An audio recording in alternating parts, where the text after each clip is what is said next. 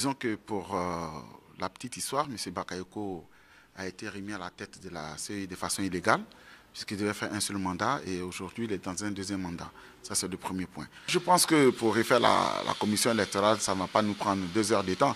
Il suffit d'un décret du président, celui qui gère aujourd'hui cette institution, pour que le lendemain, on puisse réunir les conditions après une discussion avec l'opposition pour qu'on nomme des nouvelles personnalités, qu'on revoie les petits tests et que le Parlement se réunisse. En moins d'une semaine, on aura véritablement fini ce côté-là. Maintenant, bien entendu, il y a les conditions générales dans lesquelles ces élections se déroulent, notamment la question sécuritaire, la question de ceux qui sont en prison. Mais je ne crois pas que si le président est véritablement engagé pour qu'on aille à ces élections-là, que ça poserait éventuellement des problèmes. Toutes ces réformes peuvent se faire en moins de 2 semaines, avant même que le Conseil constitutionnel ne rende sa copie, ce qui faciliterait en tout cas la tâche à tout le monde, parce que ça apaiserait l'essentiel de la classe politique et puis ça donnerait éventuellement une perspective positive pour tout le monde. En ce qui nous concerne, nous avons fait des vœux, nous attendons jusqu'à ce que nous constatons qu'il n'y a pas autre chose à faire, mais pour le moment, nous pensons que le président va entendre raison et il va faire en sorte que nous puissions nous asseoir autour d'une table pour éventuellement négocier. Dans le cas contraire, toutes les voies démocratiques qui seront arrêtées, notamment la saisine de la Cour suprême pour la récusation du Conseil constitutionnel sera déjà entreprise.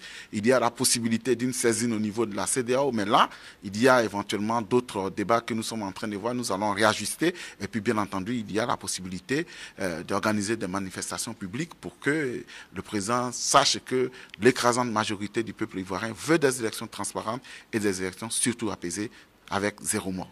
Le président de la commission électorale était celui qui existait, qui était là au temps de Laurent Gbagbo. Donc comment il a pu subitement être favorable au président Alassane Ouattara? Je dis non. Même la CEI au temps de Laurent Gbagbo, vous pensez qu'elle était beaucoup plus équilibrée qu'aujourd'hui? Je ne pense pas. Parce que les représentants de ces mêmes institutions-là étaient encore plus nombreux que ce que nous constatons aujourd'hui. Donc c'est une CEI que nous avons aujourd'hui beaucoup plus équilibrée que ce qu'on avait par le passé. Mais vous trouverez un homme sur cette terre-là aujourd'hui qui n'a aucun penchant politique. D'accord, c'est possible qu'on puisse en trouver, mais même si c'est possible d'avoir un homme qui a un penchant politique, mais ne lui ôtez pas la possibilité de garder son sens de personne capable de tenir compte de l'intérêt général. Et moi, je pense que le président de la CEI, Youssouf Bakayoko, a un sens très élevé de ce que c'est que la chose publique, de ce que c'est que l'indépendance dans l'exécution d'une fonction. Et il a fait, il a prouvé à plusieurs occasions. Nous suivons cette démarche régulièrement.